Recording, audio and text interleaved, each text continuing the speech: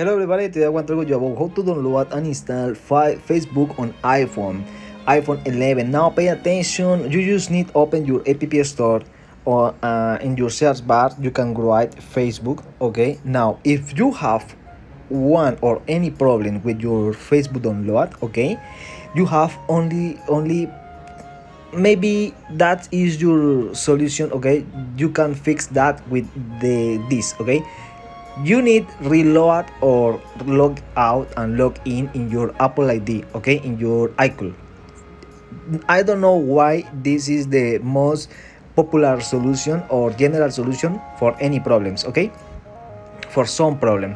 Now remember, close your account and open again your account, but this is so important. Don't close your account if you not remember your personal information, because you need open again your account, and if you need recover your password you need your account open. Okay, don't forget that, or your email, but you can change, you can wash your email in your first option in your general settings. This is all for this video. Sorry for my bad English and have a good day. See you later.